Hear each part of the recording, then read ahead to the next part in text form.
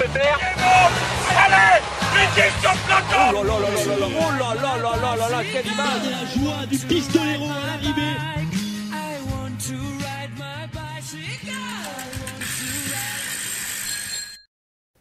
Eh bien salut à tous et bienvenue pour ce nouveau numéro de Chasse Patate.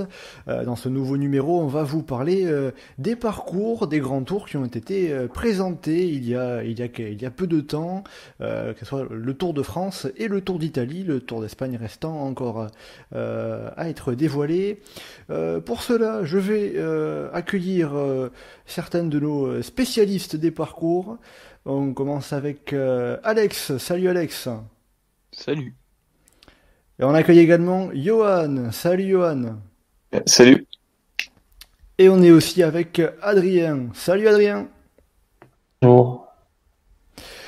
Alors, donc, ce qu'on va faire, c'est on va un petit peu, on va analyser les parcours du Tour et du Giro en les comparant pour regarder un petit peu s'il peut y avoir des similitudes, si on peut les comparer, savoir lequel est le meilleur et pourquoi pas pour les coureurs français ou d'autres, lequel est le plus intéressant. Ce que je vous propose, c'est de commencer par un petit avis global rapide sur le tracé du Tour de France, donc qui partira de Bruxelles, avec un passage dans les Vosges, la planche des Belles Filles notamment, puis une descente par le Massif central, puis les Pyrénées et les Alpes pour finir. Voilà, au niveau de la cohérence, au niveau de la trame globale, c'est relativement classique de ce qu'on a vu ces dernières années.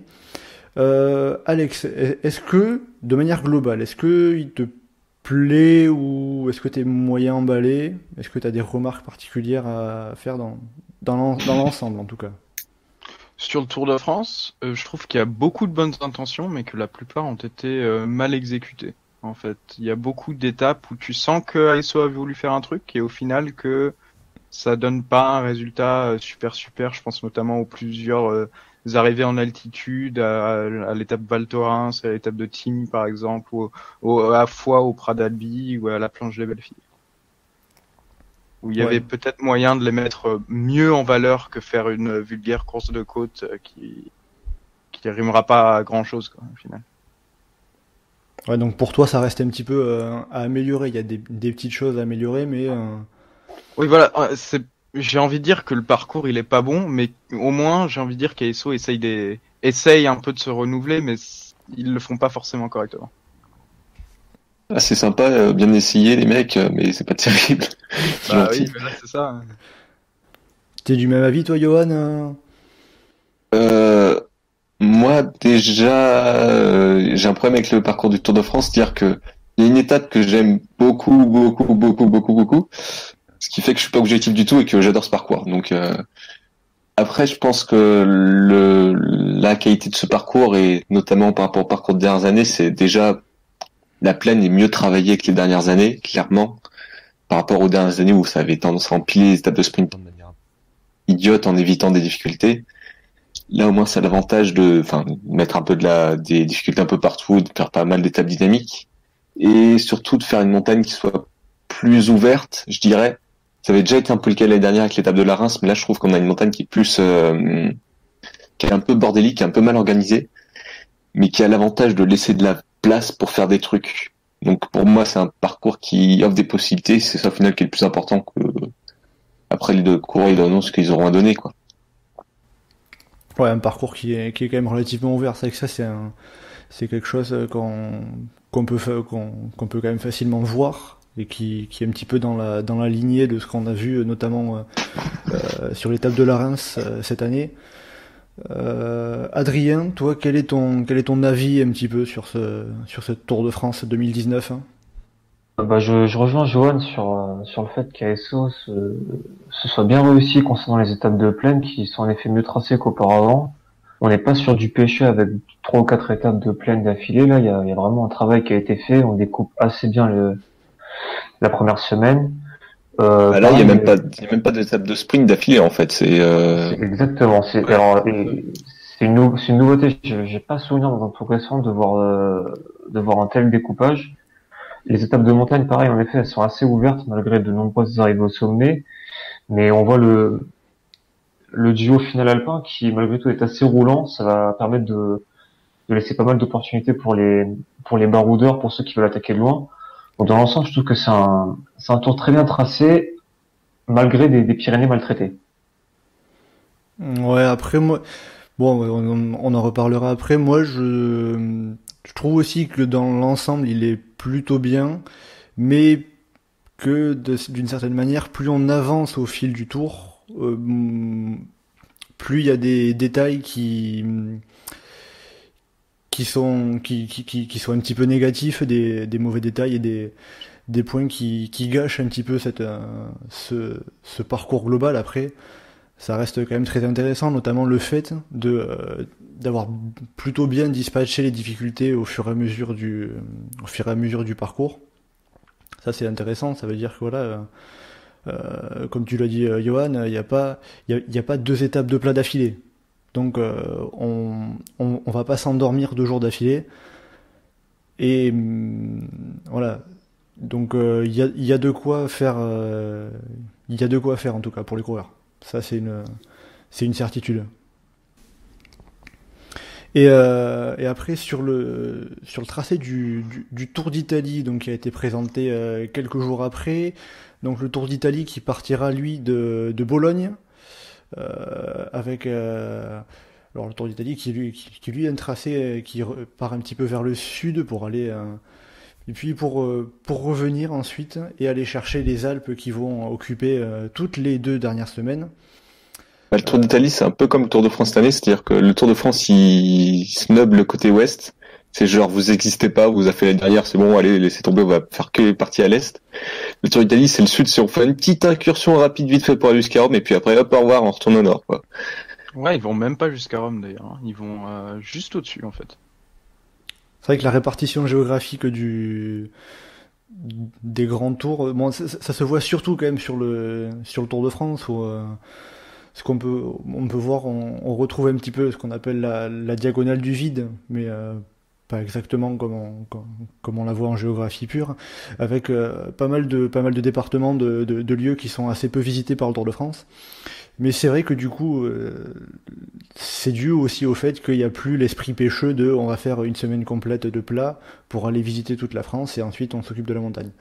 Donc après voilà, ça se retrouve aussi cet esprit sur le Tour d'Italie, qui est là par contre plus déséquilibré en termes de répartition des difficultés que le Tour de France.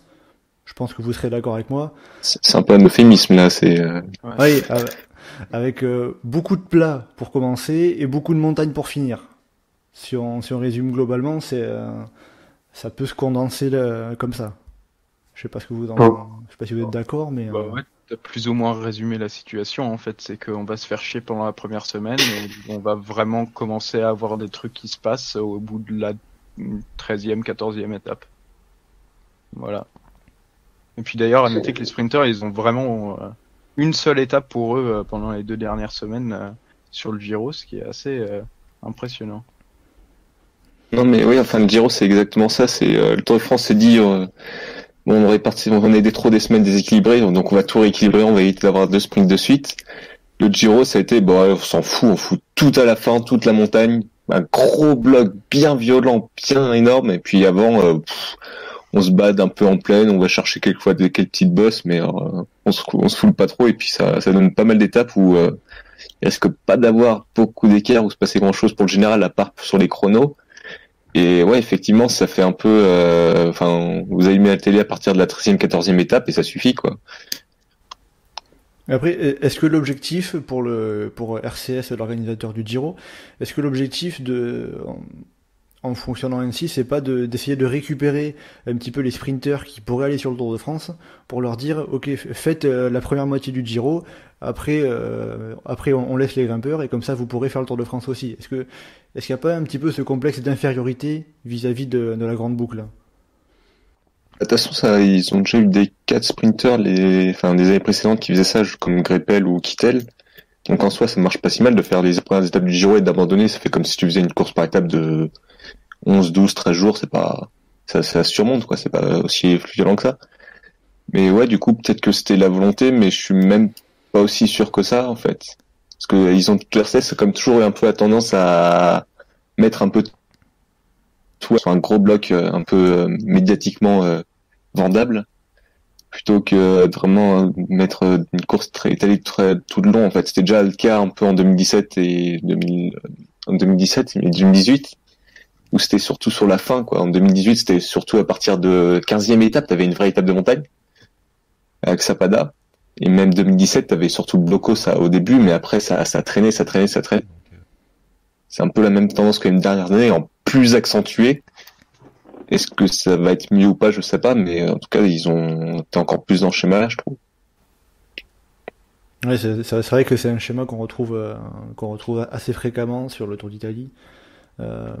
Adrien, est-ce que tu es d'accord avec cette analyse ou... Je suis pas convaincu que RCS se focalise avant tout sur les sprinters au même tracer leur parcours, parce que ce qui intéresse le plus les tifosi, c'est le maillot rose. Le maillot rose, c'est les grimpeurs. Mais le fait est que RCS s'est vraiment loupé sur les 12 premières étapes. Apathique, soporifique, tout ce qu'on veut au niveau des synonymes. C'est à l'inverse d'ASO. En fait, ASO, on va du mieux vers le pire. RCS, on va du pire vers le mieux. Je suis pas convaincu que l'édition 2020 du Giro retourne dans ce genre de course, parce que vraiment et je pense qu'ils sont vraiment foirés. Vraiment foirés pour le coup. Enfin, faut pas oublier RCS sur leur Giro, il y a quelques belles purges en arrivant vers la fin aussi. Hein. Une bonne grosse CC bien sympathique. Mais ça, ils pouvaient pas mettre que des étapes au nez, il fallait forcément des étapes un peu plus cool, un peu plus relâchées entre guillemets. On pouvait pas demander 6 hors catégories par étape, des étapes de 5 mètres de dénivelé positif à chaque fois. Ouais, non, mais je me doute, mais ils pouvaient mettre une arrivée en descente sur les 5 arrivées aussi propose, quoi, parce que là, je vois sur la 3e semaine, il y a 5 courses de côte et aucune arrivée en descente. La seule arrivée en descente, vraiment, c'est Pinerolo, et toutes les autres, c'est soit une CC, soit une double ascension avec une grosse ascension d'abord et une ascension plus roulante derrière. Je pense à l'étape de Lovere, mais on y reviendra de toute façon. Une arrivée en descente, il y a rien. Ouais, c'est pas un parcours pour regarder. Non, mais attends. On s'avance, là. Ça peut se discuter, Après, c'est vrai que du coup, sur toute la première partie du Giro, on va quand même bien se faire chier, notamment sur les 2 étapes après la première journée de repos. Les étapes de Modène et de Novi Ligure. Ça va pas être c'est tout plat. Et c'est vrai que 200 bornes de plat en plus. Hein. ça, c'est un peu les spéciales Giro, les étapes toutes plates dans la plaine. C'est la plaine du Pô, je crois. Où il y a même pas de vent, il peut rien se passer. Enfin, tu te demandes juste ce que tu fous là, quoi. Ouais, mais encore une par Giro, on a l'habitude, mais qu'ils aillent en mettre 2 d'affilée. C'est vrai que le 2 de suite, ce début de 2e semaine, ça fait mal. C'était violent, hein. Deux étapes Ouais, vas-y. 2 étapes de suite dans la plaine du Pô, c'est Popo, la plaine du Popo, là. Donc, du coup, c'est bien cherché, hein. Oh, c'est terrible. Oh, si on commence déjà à ce niveau, on n'est pas rendu. Non, mais après, pour modérer sur la première semaine du Giro, comment dire, il y a quand même des petits moments où ça peut être intéressant, du genre sur la 2e étape, il y a quelques petites bosses qui font un peu dynamiser le final. Je crois pas que ça va éviter un sprint, mais quelque chose comme ça. T'as la 5e étape où ça démarre, ce qui fait qu'assez courte, qu'à 140 bornes, où t'as 2 cols pour commencer, et où les baroudeurs, ils ont une petite chance d'aller au bout. C'est comme, je crois que c'était l'année dernière, où il y a 2 ans, je sais plus, avec Stuyven et Dylan, ça doit être l'année dernière, qui vont chercher une étape, ça peut donner quelque chose dans ce genre-là. Et puis même après, sur les étapes de l'Aquila et San Giovanni Rotondo, même si c'est des faux finales dynamiques dans le sens où ça risque d'être plus une sélection par l'arrière avant un sprint en comité réduit, ça met quand même un petit animation et des petits trucs sympas. Il y a étape 8 où t'as un final un peu sinueux avec des petites images, donc je pense que ça maintiendra son petit intérêt quand même un peu tout le long de la semaine, quoi. Mais oui, effectivement, c'est quand même, faut quand même s'enquiller, quoi. Et surtout les leaders vont être, complètement en position d'attendre. c'est même le coup pour un leader d'arriver sans avoir son pic de forme, et puis se préparer vraiment pour la deuxième semaine, troisième semaine, quoi. Pas convaincu, hein. Attention. San Giovanni Rotondo, c'est une grosse opportunité gâchée parce qu'on est dans une région avec beaucoup de vallons, beaucoup de petites difficultés, et au final ils font une arrivée avec, je crois qu'il y a 60 bornes de plat entre la dernière difficulté et la difficulté d'avant justement. Du coup, va y avoir un gros peloton au lieu d'avoir un peloton réduit avec une sélection sur des petites côtes. Et ensuite, la montée, ça va être une sélection par là. Du coup, ça c'est la grosse opportunité gâchée. Au lieu d'avoir une étape casse-pattes qui peut déjà faire quelques écarts au général, quelques piégés, on aura une étape avec un sprint à 40 coureurs. C'est dommage. Et après, en même temps, j'ai envie de dire que je trouve que le parcours du Giro est moins réussi dans l'ensemble que le parcours du Tour, mais en même temps, comme c'est le Giro, ça devrait être plus animé que le Tour de France, parce que il y a moins d'enjeux, c'est moins fermé. Donc quoi qu'il arrive, on mettrait le parcours du Giro sur le parcours du Tour de France. Là par contre on s'ennuierait le pied ferme, ça serait une horreur. Alors que sur le Giro, au fond, il va se passer des trucs parce que c'est plus débridé que ça ne l'est sur le Tour de France. Ouais, il y a moins de sky surtout, moins de gens pour verrouiller la course, à moins que Star qui arrive et qui verrouille tout comme on a pu le voir sur le Tour, quoi. Mais oui, effectivement, si on a des attaques de partout comme l'année dernière, ça peut donner un Giro assez sympathique. Bon, après, le risque, là, encore une fois, que à partir de la 12e étape. Non, mais après, le risque sur cette première semaine, tu dis que ça peut être plus animé, mais si, comme il y a pas mal de sprinters qui viennent justement pour un peu se faire plaisir à enquiller victoire, et les mecs ils peuvent se dire ok, sur les 12 premières étapes on se donne à fond, et après tant pis, si on explose complet, et les équipiers un peu pareil, et cadenasser un peu la course, quoi. Donc c'est aussi risqué dans ce sens-là. Oui, après c'est vrai que si on rentre un petit peu dans la comparaison Giro Tour, c'est vrai qu'on voit que le Tour de France, la première semaine du Tour de France, c'est moins axé sprinter que ne l'est celle du Giro. Même j'ai envie de dire, si on doit analyser la première semaine du Giro, on pousse jusqu'à la 11e étape, c'est le même bloc globalement. Donc c'est deux approches différentes. À la fois le Giro est très très plat et va chercher assez peu de relief, et à la fois le Tour de France est beaucoup plus animé, avec beaucoup moins de temps de répit, et déjà quelques étapes intéressantes pour les leaders pour tenter de faire quelque chose. Je sais pas ce que vous en pensez Le Tour de à France, ce niveau-là, mais le Tour de France c'est violent, c'est genre ok, l'étape de Bruxelles en ligne est décevante parce que le Grammont il est hyper mal placé et qu'on va chercher rien du tout dans les Flandres et tout ça, mais ça oui. après directement, si tu peux le dire, hein. oui, enfin. Mais du coup après, direct t'arrives troisième étape à Épernay où t'as plein de radars et où t'as un final qui est beaucoup plus. Par exemple, pour comparer ce que fait le Giro, sur la quatrième étape, t'avais bien arrivé en boss pour puncher, mais ça va être un sprint massif, quoi. Tour de France à Épernay, ils se sont dit allez, on va chercher tous les radars du coin et bam, on les enquille. Après t'as Colmar directement la cinquième étape.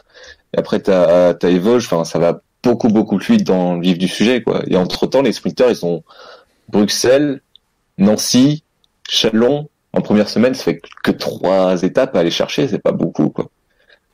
Et éventuellement Épernay, si jamais il y a personne qui bouge, mais oui. Non, Épernay, c'est pas tous les sprinters. Épernay, ça arrive en boss, je crois. Oui, c'est une arrivée en boss. Donc. C'est 300 mètres à 10%. Ah oui, je pense, le profil est assez trompeur du coup. Ouais, donc c'est pas Marcel Kittel qui va y gagner. Hein. Ouais, non, parce que le profil il trompe un peu beaucoup. Après, c'est vrai que même les étapes de plat du Tour de France sont... Alors, autant cette année, c'était plat de chez plat, il y avait aucun doute.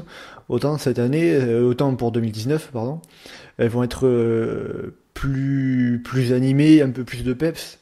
Quand on voit par exemple la deuxième étape de plat, celle de Nancy, ça finit par par une petite bosse. Alors c'est un parcours qui est un peu moins dense que ce qu'on avait eu en 2014, je crois, quand Matteo Trentin s'était imposé. Mais c'est pas du tout plat. C'est pas servi c'est pas servi sur un plateau, quoi. Ouais, mais c'est un peu la seule étape qui est comme ça aussi. Hein. Oh, il y a, Parce que les autres sont bien plates derrière. Chalon, Toulouse, c'est quand même, y a pas une côte en vue, quoi. Donc celle-là, Toulouse, c'est un des peu côtes. l'exception. Toulouse, c'est des côtes, Wings. Toulouse, c'est des côtes? Ah, je croyais qu'ils faisaient une arrivée avec. Bah, c'est censé être pour sprinter, mais en fait, de toute façon, les étapes du Tour pour sprinter cette année, que ça soit Nancy, que ça soit Toulouse, que ça soit Nîmes, ou même plus ou moins le bis, c'est plus ou moins pour sprinter. Enfin, les sprinters, faut qu'ils se bougent le cul, quoi. C'est vrai quoi, il y a pas de, oui, comme on l'a dit, il y a pas trop d'étapes toutes plates. Donc ça fait qu'on va avoir des difficultés qui vont pimenter un peu les arrivées au sprint, et donc ça veut dire qu'on n'aura pas la même physionomie sur ce plan-là qu'on l'a eu cette année, où cette année on s'est quand même pas mal plaint que c'était plat et tout plat. Là, pour le coup, je pense que chez ASO, Prud'homme et Gouvenou compagnie. ont voulu changer ça, en tout cas. Ils se sont rendus compte que Après- c'était trop répétitif. Après, chez commentateur et même chez Gouvenou, t'as la même, enfin, comme on a vu l'interview d'Alexandre Pasteur là récemment sur le site, qui disait que l'étape du Cap-Vert, ça avait été une vraie décision parce qu'il avait été reconnaître les routes et qu'il y avait, enfin, vraiment, c'est une étape qui avait vraiment de la gueule. Et que le fait d'avoir 80 coureurs qui arrivent au sprint, enfin, ça avait complètement déprimé. Et je pense que Gouvenou, ça a été la même chose. C'est, ah, ok, mais quand on leur donne ça, ils en font que dalle, bah, on va aller encore au-dessus, quoi. En tout cas, après, oui, que ça soit au niveau de cette première semaine, il y a beaucoup plus d'opportunités, et même sur les étapes un petit peu du style de Quimper, qu'on peut retrouver par exemple sur Brioude ou sur celle de Saint-Étienne, que t'aimes bien, il me semble, Johan. C'est des étapes qui vont être intéressantes, même si ça va pas forcément pousser les leaders à sortir. On devrait quand même voir de l'action et quelque chose qui se passe. Et même Nîmes, en fait, ça peut être propice à ces punchers. En tout cas, Nîmes, c'est une étape pour laquelle je suis agréablement surprise avec. L'étape de Nîmes, elle est bizarre, Ouais. quand même. Ah, elle Non, est c'est bizarre, c'est leur mais facile, hein. sur le papier, elle est pas trop mal au final, hein, parce qu'il y a des bosses partout et puis les routes elles sont bien exposées au vent. Comme on est sur dans le Languedoc, ça peut donner une étape assez intéressante. Moi, je trouve que cette étape, elle est beaucoup trop sous-estimée. Je suis pas d'accord avec toi, Wings. Je pense que c'est l'emphasis. Là, c'est un vocabulaire un peu trop technique pour ceux qui nous écoutent très certainement, mais l'étape de Nice, ça va coûter une petite souris. Hein. Oui, c'est le profil qui est trompeur, tu veux dire, là, c'est ça, ouais. C'est ça le profil qui est trompeur en effet. Mhm. Ah, mais n'oublie pas que le vent peut toujours jouer un rôle et que là, pour le coup, Oui, après, de la Non, même mais manière, bon, on se met à rouler. si on Bon, mise ça, j'en si on mise tout le temps sur le vent pour espérer une belle étape, on risque trop d'être déçu. Il faut pas tracer une étape en se disant, il peut y avoir du vent, le vent peut être un élément déclencheur pour faire une belle étape. Ouais, non, c'est clair, mais dans le Languedoc, en règle générale, surtout, on a toujours. Ça peut après. Après, ce qui est aussi surtout bizarre, plus que le tracé de l'étape en elle-même, c'est le fait qu'il y ait une boucle autour de Nîmes. Et là où c'est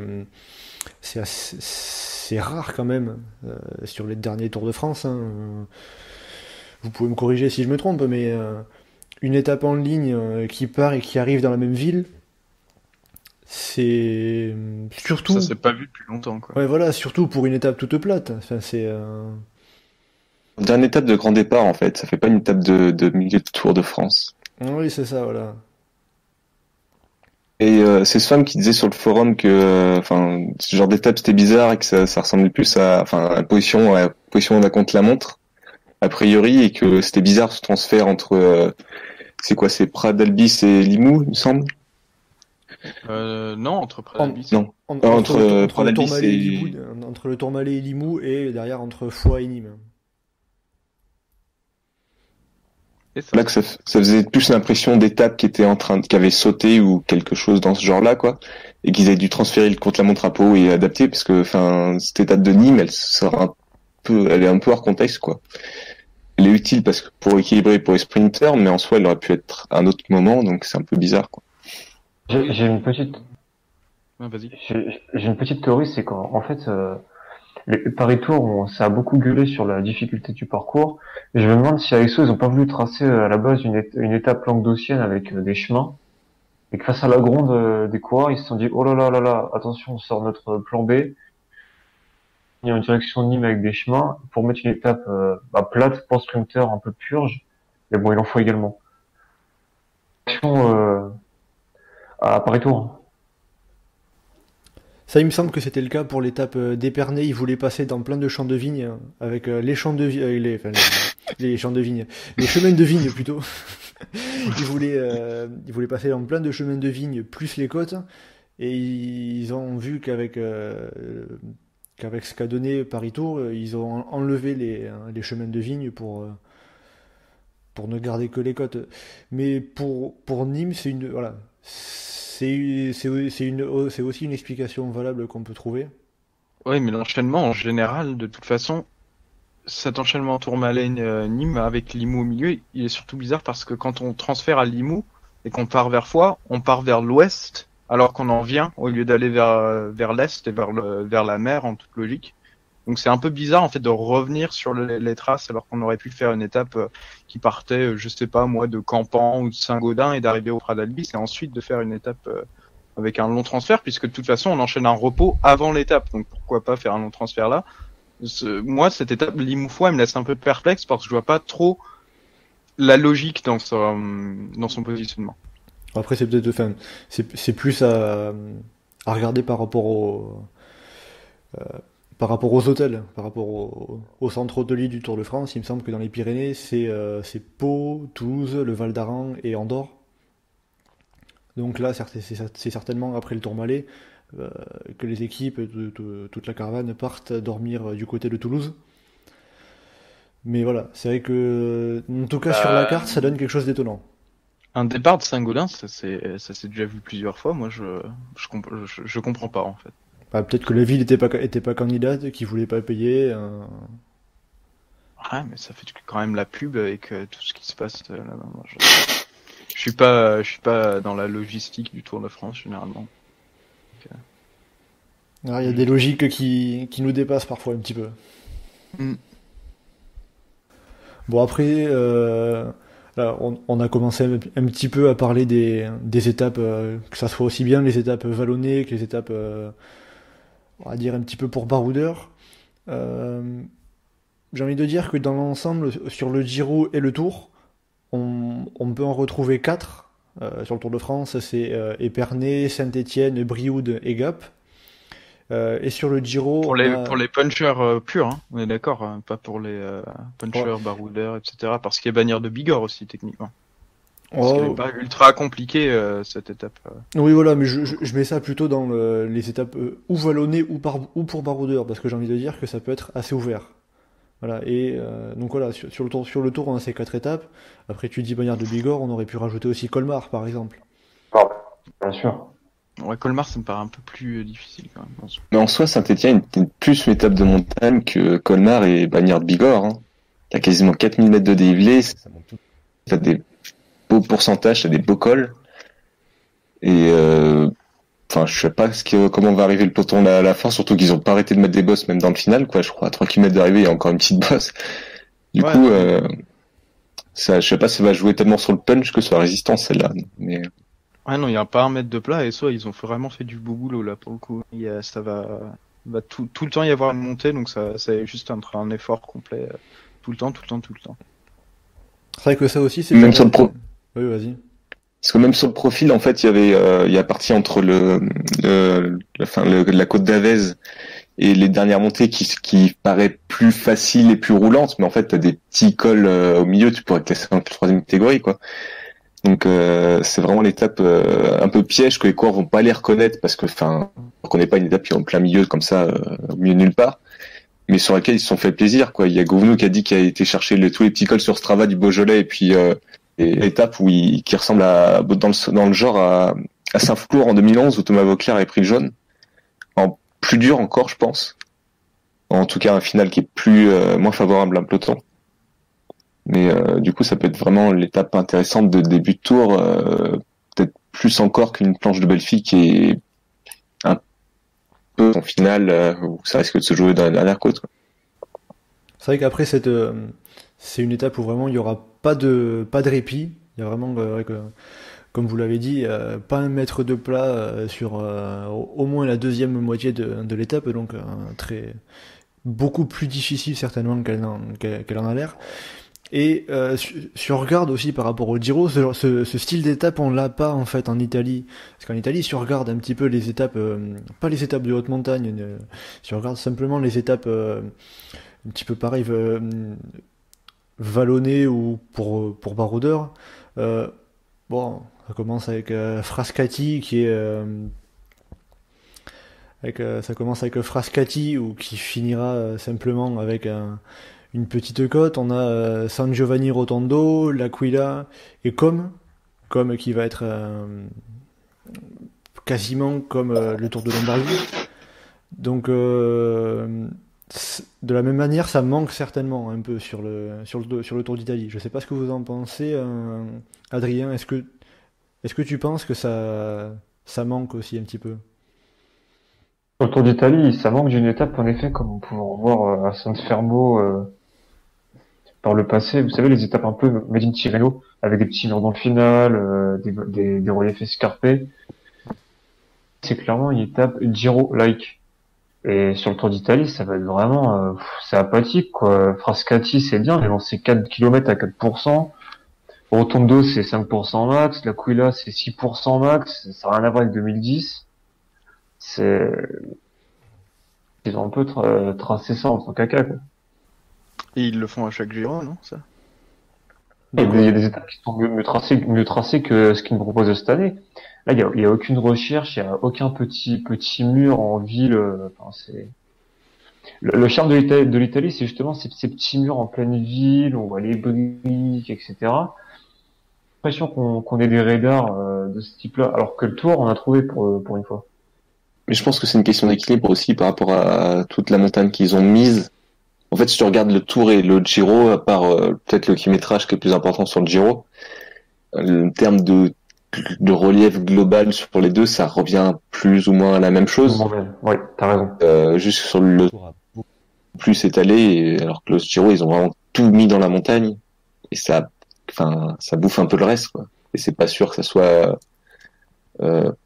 hyper pertinent d'avoir tout étalé au même endroit. Le Giro, c'est un peu cette femme qui peut faire un régime, qui mange plein de salades et qui dessert pour un Queen Amman, quoi. Et c'est vrai qu'après, Alex, tu parlais tout à l'heure de l'étape je crois que c'était San Giovanni Rotondo, qui est un peu décevante vis-à-vis du relief de la région. Est-ce qu'on peut pas dire un peu la même chose de l'étape de Com où ils se contentent de reprendre le final du Tour de Lombardie sans chercher plus? Bon, bah oui, bien évidemment, parce qu'en fait j'ai l'impression qu'ils font un Lombardie mais plus plat et plus chiant. Du coup, on n'a pas vraiment le grand enchaînement de côtes comme on l'a sur un Tour de Lombardie. Alors bien sûr, on peut pas vraiment avoir casé un monument dans un grand tour parce que sinon fatigue des coureurs, tout ça, mais on aurait pu faire une étape bien plus intéressante sur Com alors qu'on a juste là un enchaînement avec Sormano, le plat beaucoup plus long jusqu'au Civiglio et l'enchaînement derrière. On aurait pu mettre 2-3 petites côtes en plus, au moins, soit avant du Salo, soit entre le Sormano et le Civiglio. Alors, je connais pas très bien la région, mais je suis à peu près sûr qu'il y a des côtes quelque part à aller chercher. Et je suis à peu près sûr qu'on pouvait faire une étape plus courte, plus casse-pattes et qui dure pas 230 bornes. Autour de Com, il n'y a pas forcément plus à aller chercher, mais après, en Lombardie, il y a plein de cols à aller chercher et faire des trucs plus intéressants que ça, surtout que là il n'y a pas le mur, a priori c'est col, donc du coup c'est vraiment tout va jouer dans Civiglio, San Fermo et ça c'est pas super intéressant, quoi. Ils ont même mis la distance, ils ont fait 235 km, Enfin, c'est un peu un faux monument un peu gratuit, c'est pas très intéressant. Ouais, c'est un peu comme ce que le Tour avait essayé de faire il y a plusieurs années avec la Flèche Wallonne. Ou même avec Quimper, on voit que ce qui réussit sur un... Enfin, ce qui réussit plus ou moins, parce que voilà, mais ce qui marche bien sur une classique ne marche pas en étape d'un grand tour ou même d'une course par étape. C'est une logique totalement différente. Après, on casse un peu du sucre sur le dos de RCS, mais l'étape de Côme, la veille d'une journée de repos après une grosse étape de montagne, elle devrait quand même être sympatoche, quoi. Mais dans le genre, ça va donner la même chose que l'étape qui était déjà un Lombardie-like en 2017, où c'est Jungels qui s'est imposé devant Pinot, je crois. Ouais, mais alors, surtout, c'est parce que l'étape 14, elle est pas dégueu sur le papier. C'est l'étape de montagne la moins dégueu du Giro avec le San Carlo et ensuite la montée de Courmayeur directement après, plus courte, moins raide. Donc, si ça attaque fort des San Carlo sur l'étape précédente, qu'en plus est très courte avec un tas de difficultés, les coureurs vont avoir cramé après l'étape. Ils se tapent 237 bornes derrière. Ça va quand même faire mal. Après, est-ce que ça va bouger justement parce que la plupart des coureurs sont fatigués ou est-ce que il y a un coureur qui avant la journée de repos va tenter de dire on s'en fout, j'ai encore des forces, je vais tenter de reprendre du temps. Ça on verra bien, mais sur le papier c'est un gros pari, ça peut marcher ou ça peut se rater tout simplement. J'aurais préféré des côtes en plus, n'empêche. Des côtes pour sur où ça? Sur la 15e étape, avant Guisalo ou quelque part quoi, parce que là t'as 4 côtes, ouais, ça va pas vraiment créer de grosses différences. Quoi. La distance va jouer, surtout en fin de deuxième semaine oui. avec les étapes d'avant. Mais on aurait pu corser un peu plus le truc. Quoi. Alors, en tout cas, il y aura pas le même scénario que sur le Tour d'Italie. Ça va être plus l'élimination par l'arrière en jouant sur la fatigue, d'autant plus en effet avec ce qu'il y a eu, ce qu'il y aura eu la veille avec le San Carlo notamment. Donc bon, c'est une demi-bonne idée. Je sais pas si on peut vraiment le dire comme ça, mais Bonne idée, même. Bonne intention, mais ratage sur le reste. Ça va, c'est pas dans l'enchaînement, grosse étape de montagne, étape de vallon, ça marche quand même pas mal avant la journée de repos. C'est pas un ratage. Donc. Bah, c'est mal exécuté, on va dire.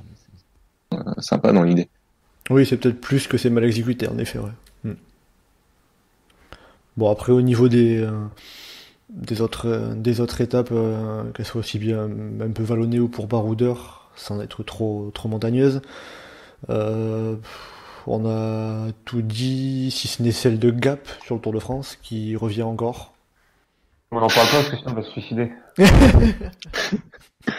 Il repasse par le col de Mans en plus. Non, il passe par le col de la Sentinelle, donc c'est au sud-ouest de Gap, je crois. Ou au sud de Gap. C'est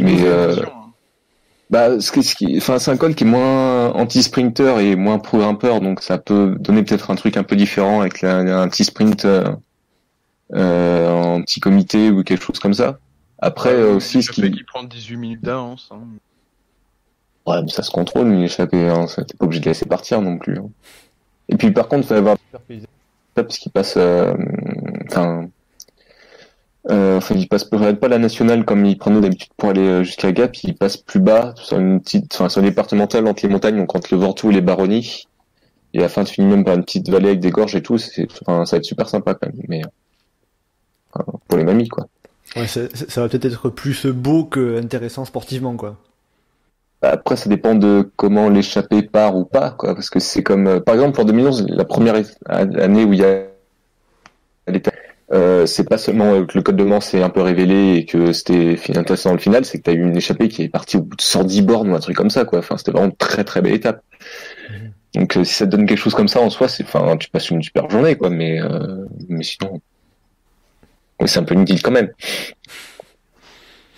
C'est Gap, quoi. C'est l'abonné au Tour de France, avec Pau. Ouais, plus ou moins.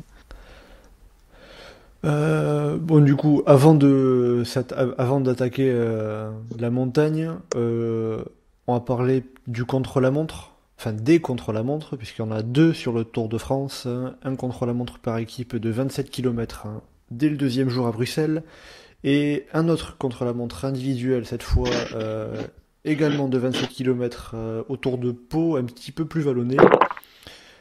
Alors que sur le Giro, on a 3 chronos. Un de 8 km, alors je sais pas si c'est un prologue ou pas, parce que c'est 8 km 200 et je crois qu'au-delà de 8 km, c'est un contre-la-montre. Bah, ça compte pas comme un prologue, mais enfin, C'est tout comme. personnellement, je trouve que parler de prologue, ça reste dans l'idée, quoi. Je trouve pas que ça change grand-chose, que ce soit 6 ou 8, mais... Voilà, donc cette première journée de course en contre-la-montre qui arrive à San Luca, comme le Tour des Midi, si je me trompe pas. Ouais, c'est comme le Tour des Midi. Ça. La 9e étape, à nouveau un contre-la-montre, le même schéma mais en plus long qui arrive à Saint-Marin. Et un 3e chrono individuel, la dernière étape, au Tour de Vérone, 16 km seulement, avec à nouveau une bosse.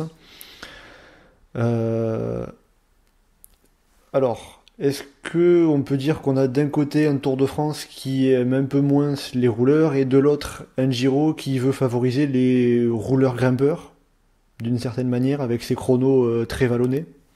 Bah, pas vraiment au final, parce que si on additionne les kilomètres de contre-la-montre, il y en a plus sur le Tour que sur le Giro. Bien qu'il y ait 3 contre-la-montre sur le Giro et tout cela n'additionne que, je crois, à 48 bornes de chrono, tandis que sur le Tour de France, on en a 54. Mais c'est sur le Giro, ce qui fait la difficulté des chronos, c'est qu'à chaque fois, on a une grosse... merci 58-54, me dit-on dans l'oreillette. C'est qu'on a surtout à chaque fois on a des bosses et elles sont compliquées à chaque fois. San Luca, c'est 2 km de boss sur un contre-la-montre de 8 bornes, donc ça fait quand même déjà un bon quart du parcours. Pareil sur Saint-Marin, la bosse elle prend la moitié du parcours, et pareil sur Vérone où ça prend également la moitié voire les 2 tiers du parcours. Donc toute la difficulté des chronos du Giro, c'est que à chaque fois il y aura une belle grosse bosse. Et ça va être des efforts soit compliqués à gérer, soit il va falloir vraiment garder sous la pédale pour les montées finales, etc. Donc sur le Tour, on est sur des contre-la-montre, j'ai envie de dire, plutôt plats en comparaison. Celui de Bruxelles, c'est dans les rues de Bruxelles, donc c'est complètement plat, il n'y a pas de grosses difficultés. Et sur Pau, c'est un peu plus vallonné, mais c'est pas comme sur le Giro, on a une grosse bosse et on a des enchaînements de petites bosses où il va falloir plus contrôler, gérer son effort pour éviter de se péter le caisson un peu trop vite dans les monts de Pau. Mais oui, je pense qu'il n'y a pas vraiment un qui favorise l'autre, c'est juste qu'il va falloir être plus fort sur des efforts chronométrés sur le Giro, il va falloir avoir plus d'expérience sur les chronos en côte. Mais sinon, pour les purs sprinters, purs sprinters, je raconte de la merde, pour les purs rouleurs, je pense à par exemple Stefan Küng par exemple, pour moi, le Tour me paraît une meilleure option avec l'étape à Pau qui sera plus plate que sur le Giro où on va se taper des montées à chaque fois. Donc les deux grands tours, j'ai l'impression, sont pas très rouleur friendly, on va dire. Voilà. Enfin, le chrono de Pau, il est pas simple, il est moins difficile que ce qu'on a eu à Espelette cette année. Mais t'as quand même des bons petits talus avec 1 km à 7% dans le parcours. Et, oui, la côte d'Esquio.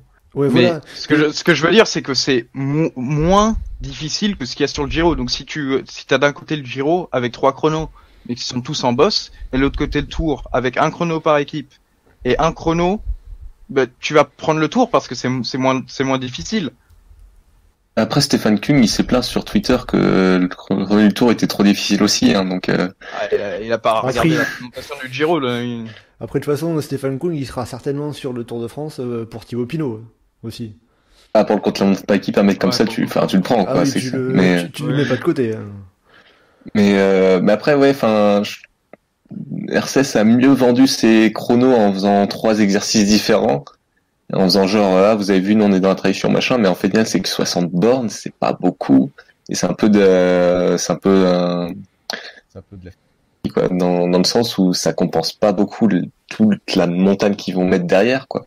Ça fait un final, un nombre de kilomètres contre la montre qui est à peu près dans les standards des grands tours des dernières années, c'est pas tellement plus. Juste le tour qui, fait vraiment n'importe quoi à pas mettre assez de chrono individuel, mais c'est pas très grave. Mais le truc, c'est que dans l'un comme dans l'autre, ça va pas forcément être là que la course va se jouer. Ou en tout cas, ce qui va se passer, c'est que sur le Giro, enfin, comment dire, comme les meilleurs coureurs de grand tour aujourd'hui sont de toute façon des rouleurs, qui sont un peu les meilleurs en contre-la-montre et en montagne. Donc sur les chronos, je pense à faire les mêmes écarts avec les grimpeurs, même si c'est pas plat. Ça va pas changer grand-chose. Du coup, ça va pas jouer plus de rôle que ça particulier, je pense. Ça va juste être là, ça va donner de l'avance au rouleur, mais ça va pas. Je pense pas que la course va jouer là-dedans en fait, ni dans un cas ni dans l'autre. Après encore même tu dis le Giro ils disent on a 3 contre la montre mais ils sont quasiment tous pareils en fait. Donc, Après, je pense aussi que le fait qu'ils aient 3 contre la montre, c'est parce que sinon comme ils font des étapes trop longues, ils sont un peu obligés pour pas exploser leur quota de kilomètres. ouais peut-être mais c'est vrai que ce qui est dommage sur le Giro c'est que les 3 chronos soient quasiment identiques. Même si parce que voilà, la seule différence qu'on va avoir, c'est que les côtes vont être plus ou moins longues. Sinon, bah, bon, ok, San Luca, ça va être plus difficile que Samarin et Vérone, mais Samarin-Vérone, c'est du 4-5%. À la limite, pour les rouleurs, c'est le prologue, c'est celui qui peut passer le mieux, parce qu'en soit, 2 bornes le code final, c'est 2 bornes à 10%, parce qu'ils montent pas tout en haut. Tu peux plus ou moins réussir à le gérer un peu en sortant un gros effort à PMA, enfin, voilà, quoi. Assez chaud. Ouais, non, mais oui, c'est dur, mais que les autres étapes cols où t'es un peu plus long, tu vas avoir du mal, quoi. Mais ouais, c'est clair que, enfin, les rollers cette année, ils sont un peu beau laissés, quoi. Des Campenerts ou des coureurs comme ça, les pauvres, quoi. Bah, Campenart, il a bien passé la bosse à Innsbruck. Hein.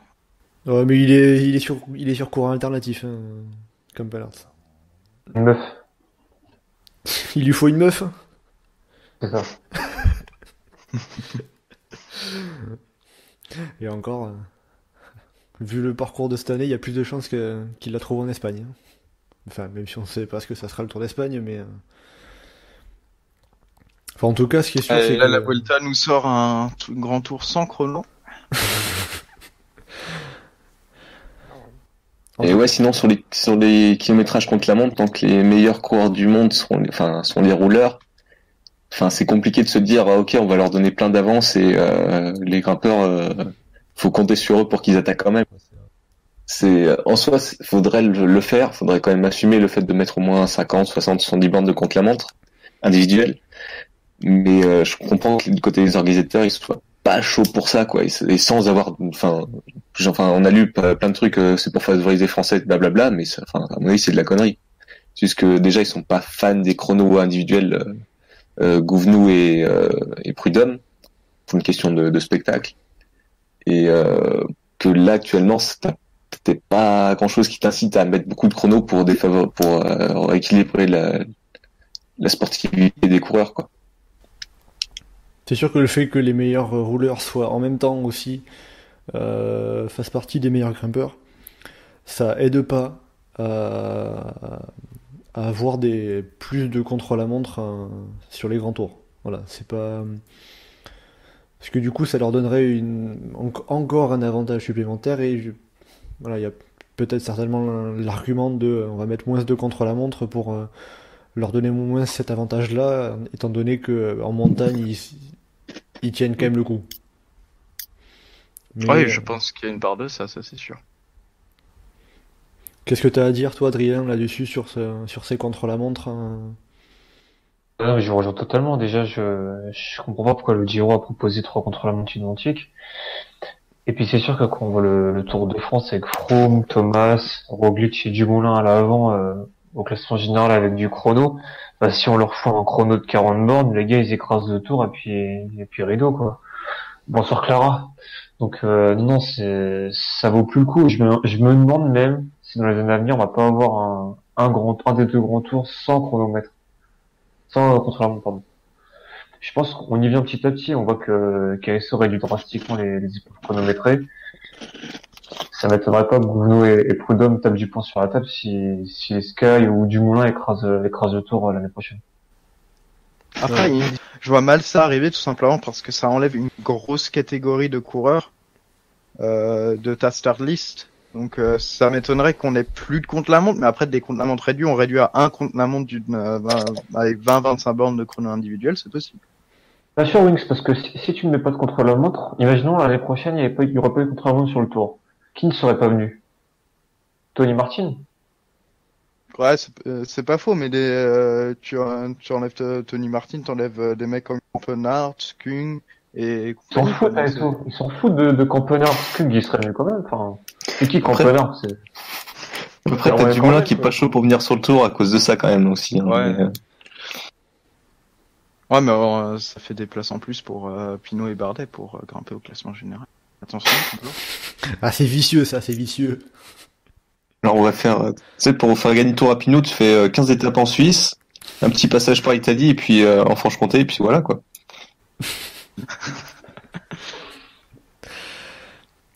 Et justement, tiens, la montagne. Sur le Tour de France, justement, c'est très montagneux, beaucoup plus que les années précédentes. Enfin, en tout cas, au niveau de la classification des cols, puisqu'on a de l'altitude aussi. Au niveau de l'altitude aussi, puisqu'on a 7 cols qui sont à plus de 2000 mètres, et on a 30 cols de deuxième, première et hors catégorie, donc c'est un record, avec aussi 5 arrivées au sommet.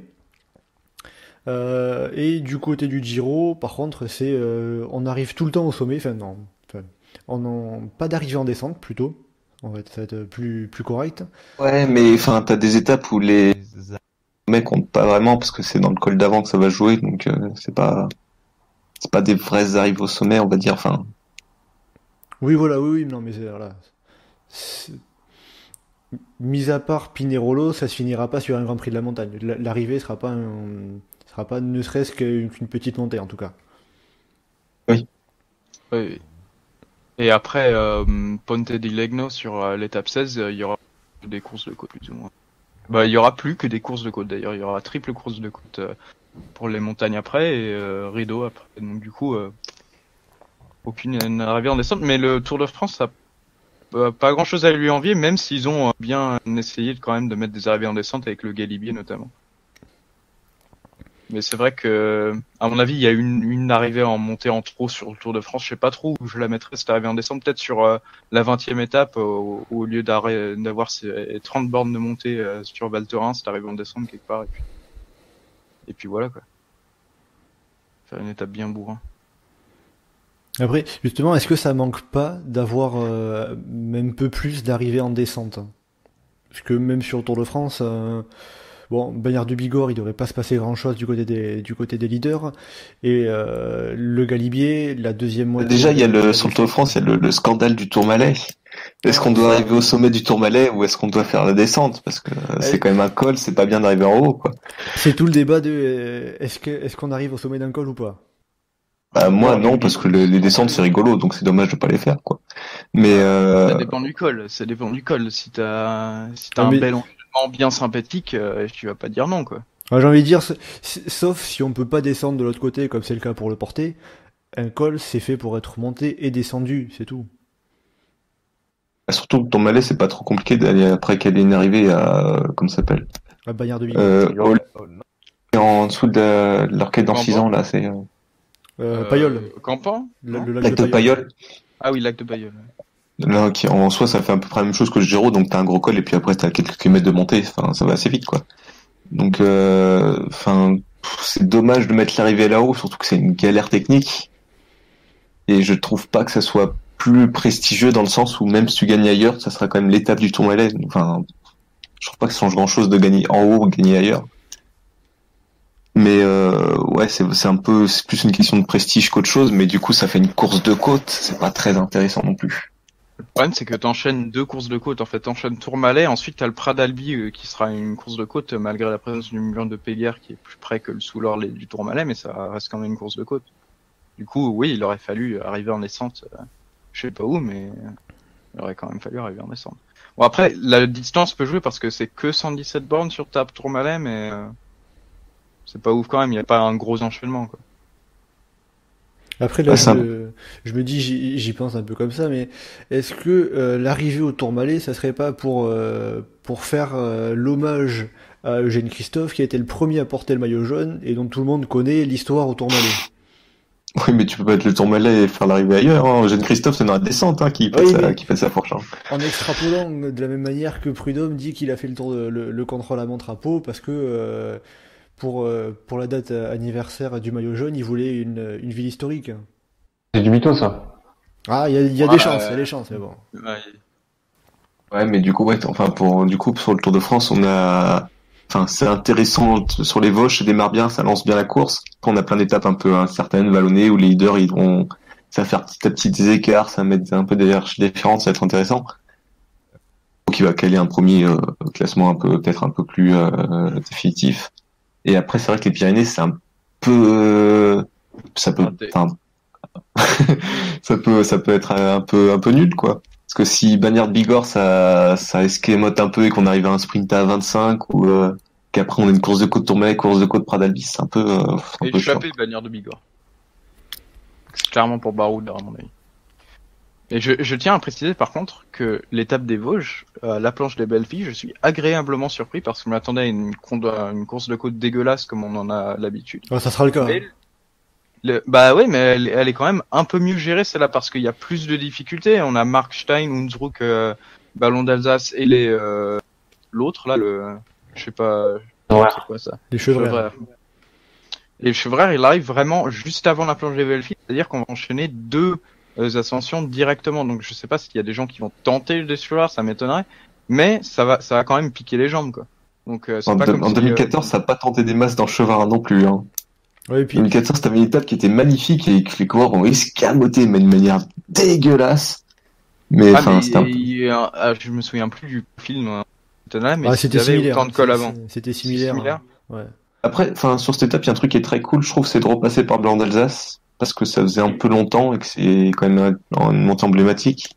Et que c'est bien aussi qu'ils n'avaient pas repris l'étape de 2014, alors que c'était très facile de reprendre l'étape de 2014. Du coup, ça fait une étape qui est sympa, comme en 2014, ça peut éclater un peu plus tôt ou quoi que ce soit, mais c'est pas sûr, quoi. Mais après encore sur la planche des belles filles, je pense que ça risque de se résumer à une course de côte, d'autant plus avec la pente finale qu'ils ont rajoutée là, je crois si je me trompe pas, c'est 1 km à 9-10%. Moi, je pense que les coureurs ils s'en foutent. Hein. Ouais, voilà, ouais, mais j'ai envie de dire ça rajoute de la difficulté et le seul intérêt que je vois à rajouter cette pente en plus, c'est d'avoir la super vue sur toutes les Vosges au sommet pour les photos, mais avec le podium devant, ça va être pratique, quoi. Et encore même, ça va être ça sera pas totalement bitumé, je crois, sur le dernier kilomètre. Donc c'est la piste de ski, donc c'est un peu compliqué de bitumer si tu veux pouvoir skier dessus en hiver, quoi. On retravaille quand même pas mal parce que Bourri ou Gouvenou, l'un des deux, a refusé que les coureurs prennent un chemin de terre. Ils auraient tous fait ça à pied, en fait. Bah, c'est bien, ça fait cyclocross, ils mettent le vélo sur l'épaule, ils courent pendant 500-600 mètres, puis. On va partir pour fond, quoi. Ouais, du coup, ce qui peut se passer, le temps c'est très bien géré sur l'étape de moyenne montagne, hein, en gros, sur le Tour de France. Autant, on peut se retrouver sur des étapes de montagne où ça enchaîne un peu course de côte, jusqu'aux Alpes. C'est un peu dommage, quoi. Ouais, et puis même dans les Alpes, t'as que Valloire où ça sera pas une course de côte dans la mesure où on n'arrive pas au sommet, mais et encore, ça va être difficile de faire quelque chose avec avant le Galibier. Oh, je pense pas forcément. Si je peux dire un truc. Alors ceux sur le forum qui disent que le Galibier c'est roulant ou l'Isoire c'est facile. Sérieusement, quoi, mais foutez-vous du monde, quoi. C'est quand même l'Isoire, quand t'es à 2000 mètres, t'es du 9%, t'inquiète que t'as mal aux jambes, hein. Mais bref, du coup, si ça peut casser avant, et je pense que déjà rien que l'exemple de Andy Schleck en 2011, au moins ça va débrider courant en se disant ouais ça passe, quoi. Donc je pense que si Valloire ou l'étape de l'Iseran ou l'étape de Val Thorens, dans le placement et dans l'endroit où ça peut partir plus loin qu'une course de côte. Et après, en tout cas, même ça reste en course de côte, c'est des étapes qui vont faire très mal pour le coup et beaucoup plus que les étapes des Pyrénées où on peut avoir de gros écarts. Typiquement, Val Thorens, s'il y a un mec qui saute à 30 bornes de l'arrivée, il peut se prendre 15 minutes dans la tête, hein. Ouais, après c'est vrai que d'autant plus avec avec l'altitude, parce que les 2000 mètres, on va pas, les coureurs vont pas beaucoup les passer dans les Pyrénées, puisqu'il y a déjà de base, il n'y a pas beaucoup de cols qui dépassent 2000 mètres. Mais dans les Alpes, t'as l'Izoard, le Galibier, l'Iseran, Tignes et Val Thorens. Enchaîner ça 3 jours d'affilée, au bout d'un moment, il y en a qui pourraient mal supporter la très haute altitude. Bah, je pense Val Thorens on va avoir on risque d'avoir des grosses défaillances. Et clairement, un mec qui est trop émotionnel la veille d'arrivée, Tignes, il est pas sûr du tout d'être sur le podium, quoi. Mais Bulot, je sais pas si t'as parlé avec des pros de cette étape de Val Thorens. Moi, j'en ai eu l'occasion. Et la première chose qu'ils me disent, c'est, oh putain, on va finir par 30 km de montée. On se rend pas compte, parce qu'on se dit, oh ouais, c'est 33 km, 5%, etc. C'est interminable. Mais pour eux, ils se disent, voilà, ouais, c'est ça, exactement, ils disent, mais c'est interminable. C'est fin de tour, on a dit 3400 bornes dans les jambes, et ils nous foutent ça pour finir. Je pense qu'on se rend pas assez compte du fait que ce soit 30 km de montée en fin de tour. Qu'importe le pourcentage, finalement. Bah, même à la limite, le fait que ce soit des pourcentages faibles, tu peux même plus créer des écarts que sur des gros pourcentages où tout le monde va être au train, quoi. Celui qui arrivera à mettre du braquet là-dessus, enfin du braquet entre guillemets. Et ouais, du coup, je trouve que les étapes Alpestre du Tour, elles ont quand même le mérite d'avoir un planète autant pro course de côte que ça. Celle qui est le plus foirée dans le genre, c'est sans doute comment ça s'appelle, Val Thorens ou le Cormet de Roseland. Je vois pas l'intérêt d'être repassé par le Cormet de Roseland alors qu'il y avait à Madeleine qui faisait coucou là de tous les côtés en disant oui. je suis là, quoi. Ah oui. Mais Oui. mais ouais, non, sinon c'est quand même des étapes où t'as de quoi faire et où tu peux largement faire exploser la course, donc ça reste des étapes qui sont intéressantes pour moi. C'est vrai qu'après, même Val Thorens, moi, le fait que ça soit 33 bornes à 5,5% de moyenne, j'ai envie de dire, ça serait plus une montée qui se prête à une course de côte pure et dure, limite à la mettre en entrée de massif, ça serait, je pense, plus cohérent. Ça serait peut-être une montée qui s'adapterait plus à ce style de course que à être la dernière étape du Tour de France. La question, ça reste comme c'est l'étape du Tour cyclo, est-ce que c'est là parce que c'est sportivement pour le Tour de France ou est-ce que c'est là pour économiquement les cyclotouristes? Mais Ouais, enfin bon, même si t'arrives en descente ou autre part, économiquement c'est très bien aussi, hein. Enfin, ça dépend juste pour la ville qui l'accueille. J'ai l'impression que la cyclo du Tour, c'est pour la ville qui met un peu plus de pognon sur la table. Oui, mais justement, c'est peut-être ça aussi. Peut-être que Val Thorens a dit je veux l'étape du Tour et qu'après ASO. Après, ils auraient pu mieux la placer, quoi. Oui, c'est ça. Parce que là, on fait un peu des tours dans les Alpes. T'aurais eu moyen de caser Thorens avant une autre étape, quoi. Parce que là, tu fais un peu 2 étapes dans la même zone des Alpes, j'ai envie de dire. Encore rester dans la même zone maintenant, c'est un peu les classiques du Tour de France dans les Alpes. Ouais, mais même là, tu aurais pu aller chercher, je sais pas, Orsine-Avoria dans le nord ou du Châle, Grand Colombier. Il y avait d'autres cols dans la région, quoi. Tu peux. non, mais ça va, le Grand Colombier, c'est bon. Hein. Je trouve quand même que Val Thorens, ouais, c'est mal placé, mais ouais. La longueur de la CC, je sais pas, l'étape me semble un tout petit peu courte pour que ça paraisse si interminable que ça. C'est peut-être l'enchaînement avec 2 étapes courtes où ça va peut-être bouger de loin qui va faire peut-être bouger les choses, surtout que l'étape de Tignes, on va être à très haute altitude pendant très longtemps. Déjà avec l'Iseran, on sera au sommet du Tour, 2770 mètres, donc niveau altitude, tu peux pas faire mieux en France à part si tu vas sur la cime de la Bonnette. Et ensuite tu descends et à Tignes, enfin au pied de la montée, t'es presque déjà 2000 mètres, donc c'est-à-dire quasiment toute l'étape, sauf les 30 premières bornes, vont se dérouler au-dessus de 1500 mètres d'altitude. Et ça peut jouer sur l'état physique des coureurs. Après, l'étape de Tignes est très bien dans le sens où c'est une étape qui est designée pour que les baroudeurs viennent en faire chier le monde, quoi. Dans le sens où t'as quasiment pas de temps pour entre le moment où l'échappée part et le moment où on arrive dans l'Iseran. Où justement, ça peut être une étape qui est très nerveuse, très rapide et ça peut bien exploser, je pense. Histoire de mettre bien tout le monde KO après l'étape de Valoir et l'étape de Iseran, et d'arriver dans l'étape de Val Thorens, ce sera plus facile facilement faire exploser, quoi. Mais après, pour reparler du kilométrage, parce que Alex, tu disais que justement, ouais, Tignes c'est 123 km, Val Thorens c'est 131, on a vu le Tourmalet c'est 117. Est-ce qu'il n'y a pas aussi trop d'étapes sprint en montagne? Il faut pas oublier qu'on a une étape de 207 bornes entre Embrun et Valoir, on enchaîne Var, Isoire, Gagny. Ouais, mais après, t'as 3 étapes très courtes. Est-ce que c'est pas trop? C'est trop. Si. Ouais, il De aurait l'avenir, en peut-être fallu... Faut arriver en descente au Tourmalet et t'es sur 170. Hop là. Mais c'est trop, le duo final est trop court. Ouais, il aurait peut-être fallu rajouter une boucle quelque part. Je sais pas si le duo final est trop court, mais en tout cas, la meilleure étape du Tour l'année dernière, c'était celle de la Reims, qui était longue. Donc là, on retombe un peu dans les défauts d'ASO de trop raccourcir peut-être les étapes ou d'essayer de jouer vraiment quelques fois sur la longueur, comme le Giro fait bien cette année sur certaines étapes, même s'il le fait beaucoup trop sur d'autres. Mais d'avoir une étape de 220 bornes assez dure, ou vraiment des étapes qui tapent loin dans le physique. L'étape de Valoir fait ça, et c'est très bien qu'elle soit là, et heureusement qu'elle est là. Mais ouais, l'étape de Val Thorens en soi, qu'elle fasse 131 ou 150, 60, ça sert pas à grand chose, quoi. Et par contre, je voudrais dire aussi que c'est pas quand ça fait 130 bornes, ça fait au moins 4h, 4h30 sur le vélo, c'est long.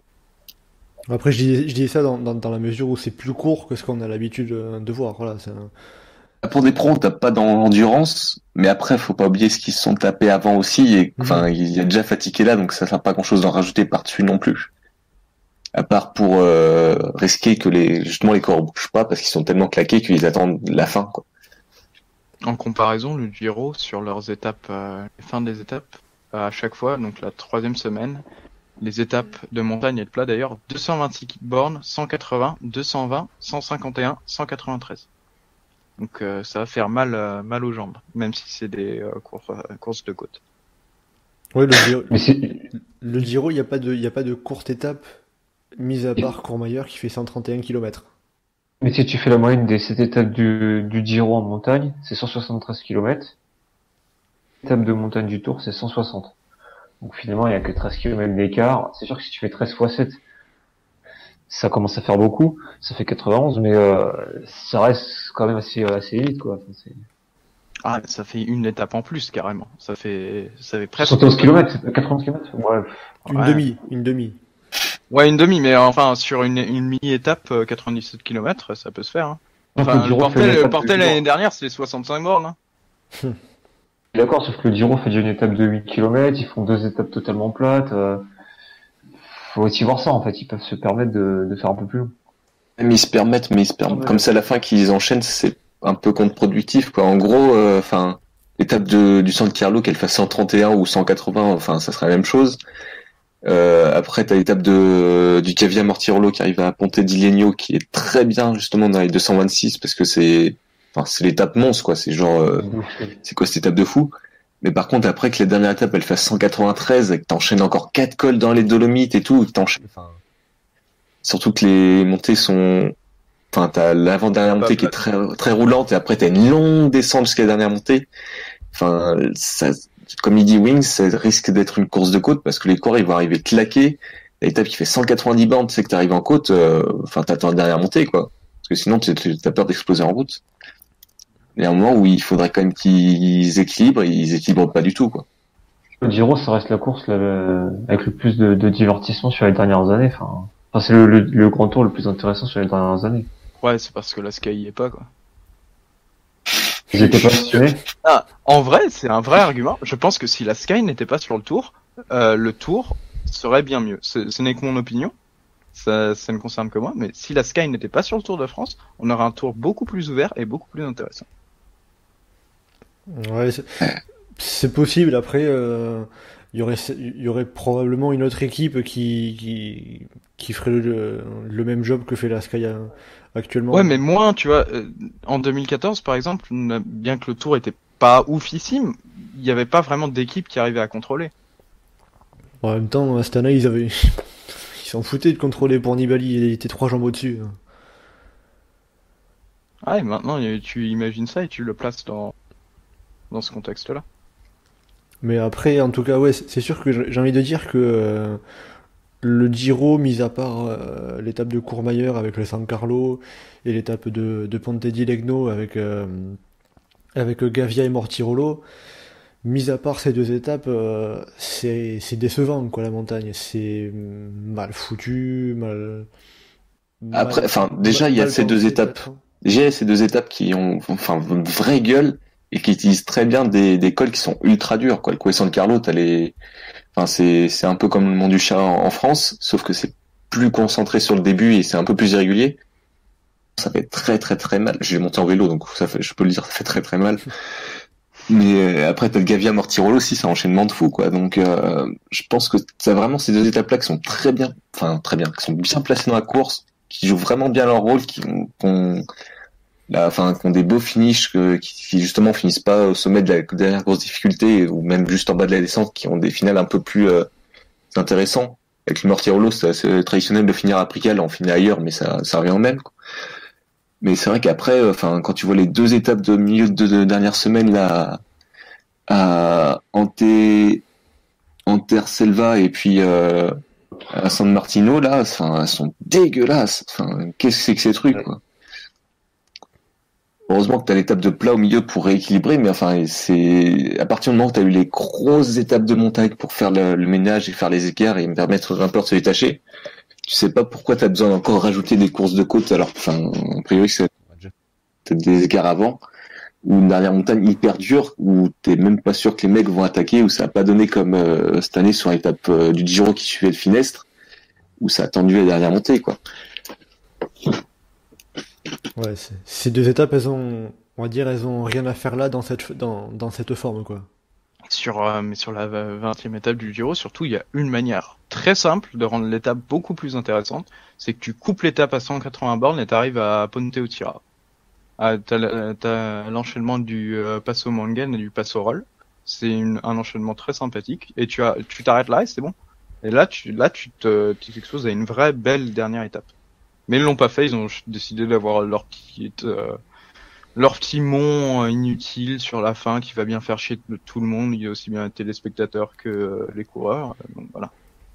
Mais C'est vrai que le Crocedone, il est en trop aussi. ah oui, Ouais, voilà. très, très, très clairement. Enfin, voilà, j'ai envie de dire au niveau de la montagne sur le Giro, c'est là encore inachevé, quoi. Il y a de bons trucs, mais d'autres. Et il y a aussi la question qui se pose sur le Giro, ça va être, comme le Tour de France, t'as pas mal d'altitude. T'as le Gavia à 2600, t'as des cols à plus de 2000, mais du coup, est-ce qu'il va pas y avoir la neige? Est-ce que si on se refait un hiver comme l'hiver dernier avec beaucoup de neige et qu'on arrive en mois de mai, qu'il y a encore des sommets enneigés, que ça fait un peu comme le Finestre, où t'es obligé de déneiger au dernier moment et en plus t'as le Passo Mangen cette année où il y a la route qui s'est écroulée et tout ça, donc je sais pas ce que ça va donner au final ces étapes. Je me demande si c'est pas un peu l'effet recherché pour avoir une étape monstrueuse type Mortirolo, je crois. Il y a l'année où Quintana avait gagné où tout était enneigé et on avait presque dû neutraliser la course à un moment, mais pas dans cette zone-là pour avoir des images magnifiques avec les coureurs qui avancent alors que c'est en train de neiger, mais pas trop. Je pense surtout qu'ils tracent leur parcours sans se poser la question en fait et que c'est pas très intelligent. Ouais, ça fait peut-être pas partie de leur considération, ou alors ils se disent, allez, il va faire beau, on y croit, mais le Giro c'est en mai, quoi, donc c'est incertain.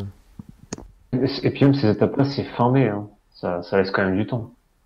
Ouais, mais on a quand même. Cette année, on a le Finestre qui était limite dans toute la course, on se demandait ça passe pas, on faisait des scénarios improbables où Pinot il montait sur les skis de fond pour aller gagner en haut, donc ça dépend. T'inquiète pas que si Haro il est maillot rose, ils vont monter même s'il y a de la neige, hein. Ah bah non, justement, si Haro il est maillot rose, c'est cette étape de place qu'elle arrivait et hop, c'est fini, quoi. Si Haro prenne le maillot rose, faut qu'il y ait les 180 coureurs devant lui qui abandonnent, quoi. Non, mais après, il y a aussi des trucs sympas, genre par exemple la première, arrivée au sommet, la vraie pour le leader, au Lago Cerro, Donc en fait, c'est le col du Nivolet, quoi.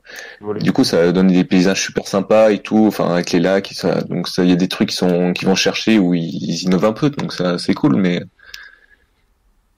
avec San Carlo qui revient alors qu'il est pas revenu depuis 2006, il y a des trucs où ils sont allés chercher un petit peu, dénicher un petit peu, mais c'est clair que, enfin, un peu comme sur le reste, c'est mal exécuté.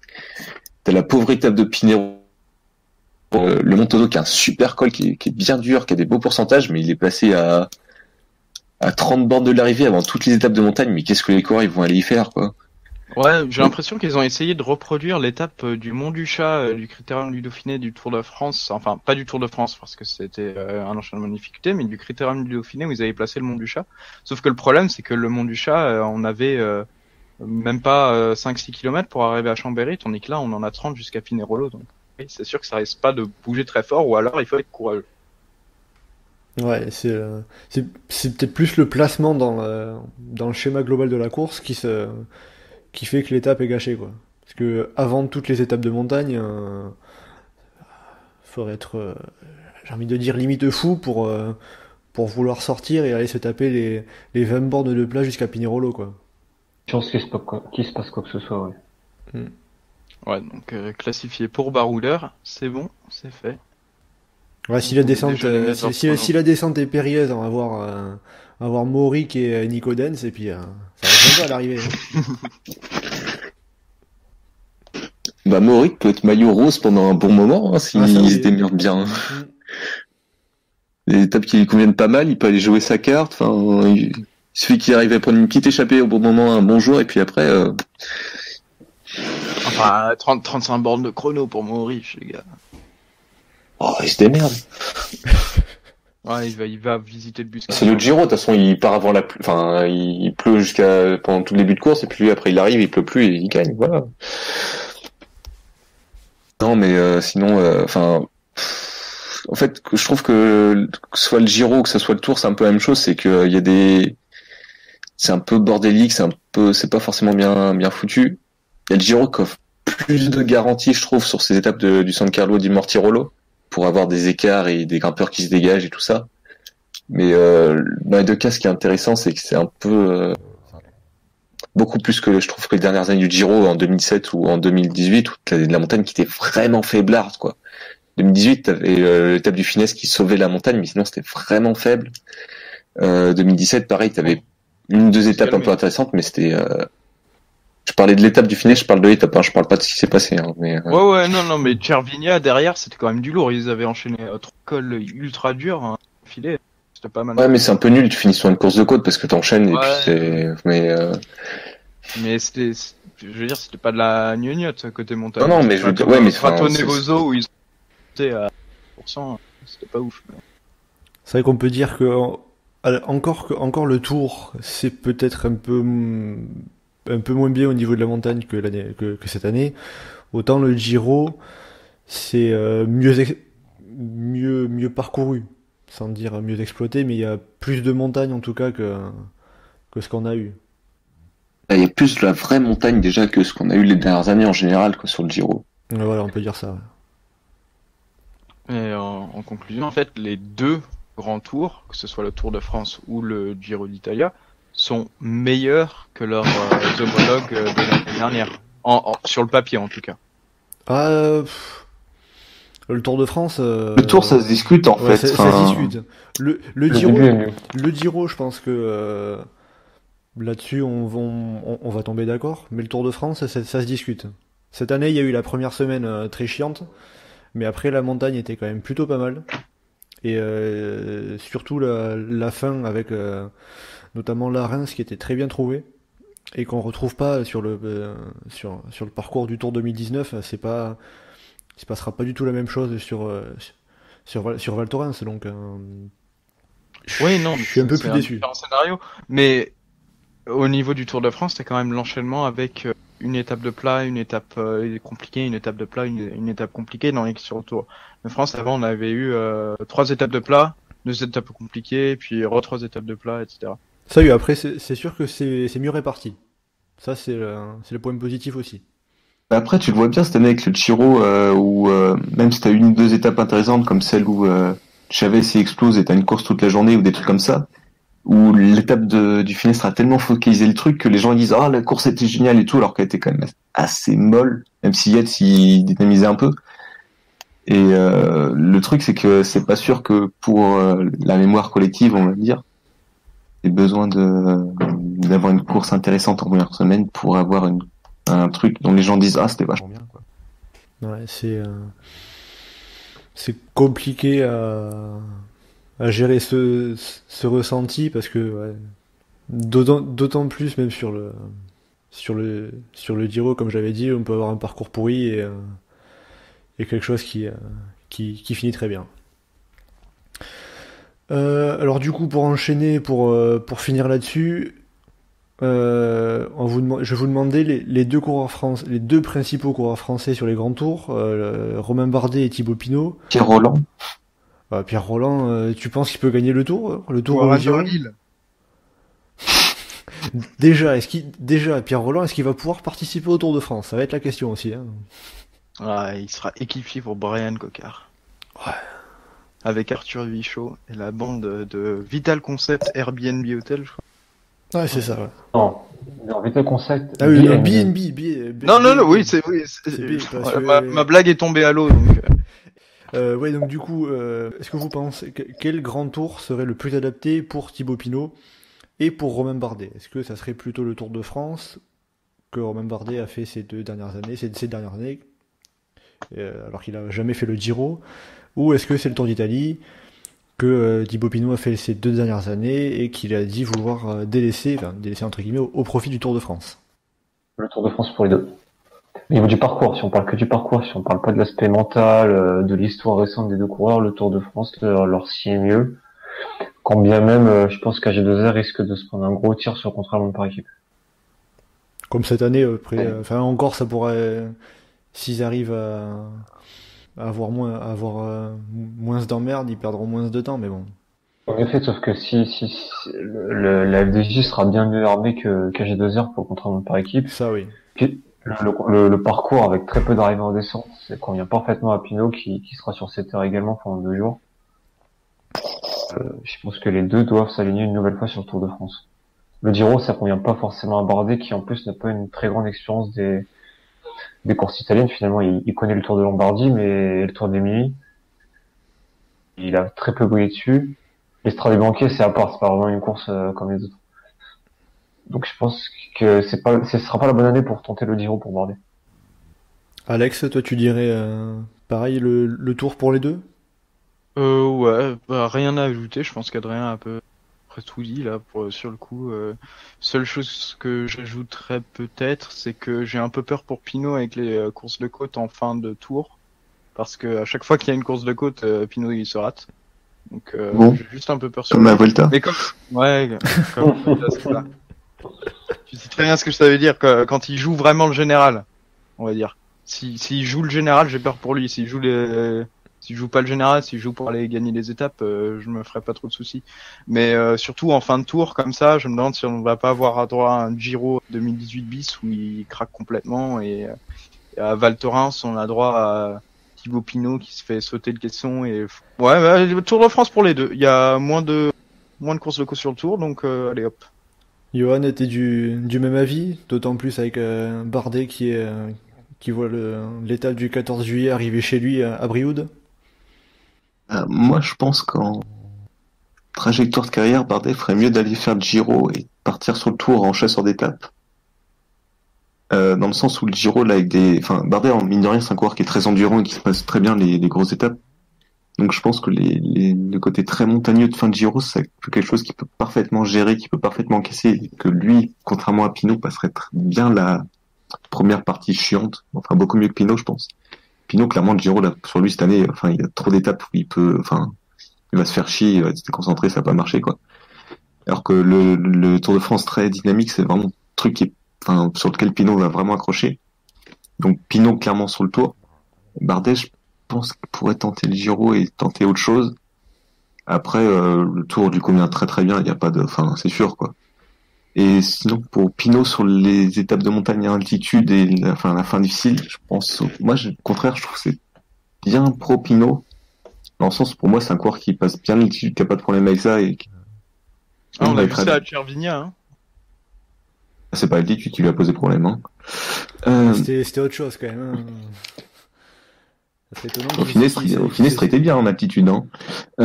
Mais justement, le truc, c'est que justement, moi, les montées très longues, très roulantes, enfin relativement roulantes, tu mets un peu de braquet où tu peux faire peut-être un peu plus d'écart où ça va durer longtemps. Je trouve que ça marche bien avec Pinot, que ça convient bien à ses caractéristiques. Et moi, typiquement, sur un montée de Val Thorens, je le verrais très très bien, quoi.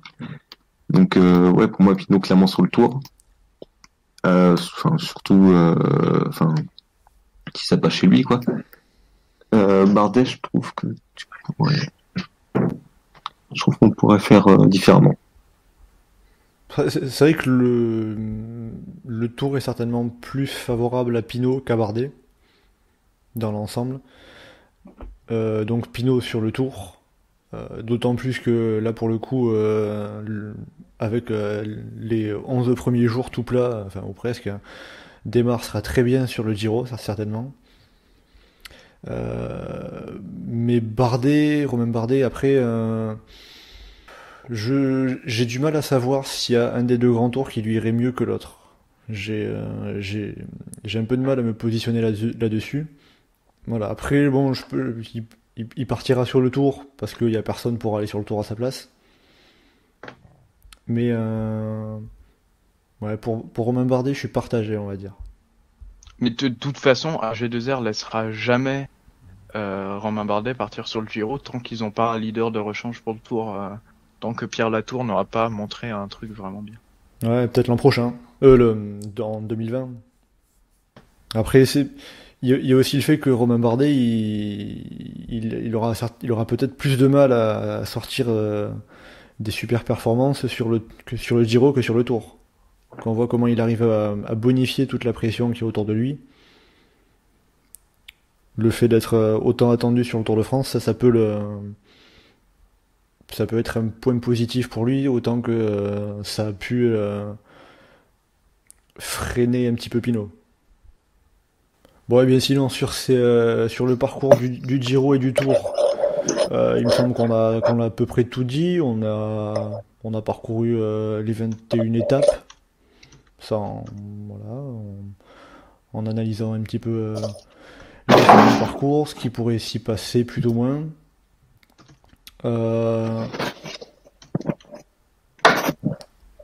Allez, pour finir,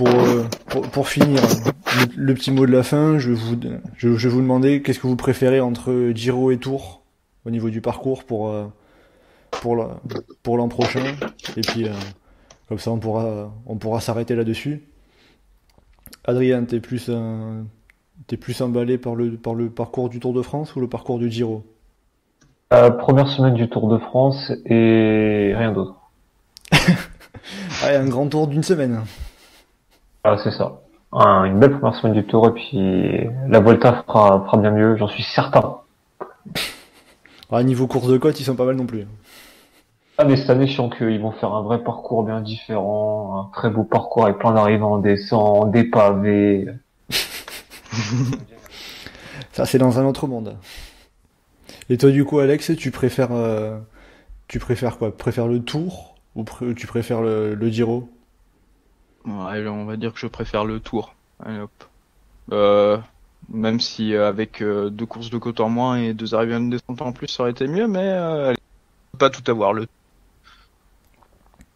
Et pour finir, Johan, plus Tour ou plus Giro? Alors sur le Giro, il y a des étapes qui me font très envie, mais je suis pas fan du tout de comment c'est organisé et je préfère largement le Tour de France. Et surtout sur le Tour de France, il y a une étape qui s'appelle Mâcon-Saint-Étienne, qui passe par tous les cols à côté de chez moi, des cols que j'aurais jamais cru voir sur le Tour de France. Là, mais je suis comme un fou depuis que j'ai vu cette étape. Donc moi le Tour de France, hein, je reste rien à foutre, quoi, rien que pour cette étape. On attend ta reconnaissance alors. Bah, franchement, tu rigoles, mais je vais la faire. Hein. Eh ben, très bien. Moi pareil, ouais, je dirais plutôt le Tour. Même si il y a des trucs moins bien que d'autres, mais au niveau de la construction, c'est globalement mieux construit et les difficultés sont mieux réparties que sur le Giro en tout cas. Bon, et bien du coup, ça sera tout pour ce podcast. On va vous dire à bientôt et on vous donne rendez-vous sur le forum si vous voulez retrouver tous les parcours, tous les profils du Tour de France et du Tour d'Italie, mais également pour le concours de tracé du Tour de France qu'on va lancer dans très peu de temps. Samedi, c'est, donc. voilà, samedi, c'est Alex qui va lancer tout ça. Allez, tu paries sur combien cette année de participants? On vise entre 70 et 80 parties. Bordel. Ça va être sympa à analyser ça. Non, on a tout prévu avec AB, on a préparé un truc absolument génial. Il y aura beaucoup de changements, mais normalement on devrait devoir s'en sortir. Oh là là. Ouais, si c'est toi qui as sorti tout ça, je crains le pire, mais bon. Il y aura pas beaucoup de lecture. Bon, ben du coup, on va vous dire, on va vous remercier de nous avoir écoutés et on va vous dire au revoir et à la prochaine pour un nouveau podcast. Salut! À plus. Salut.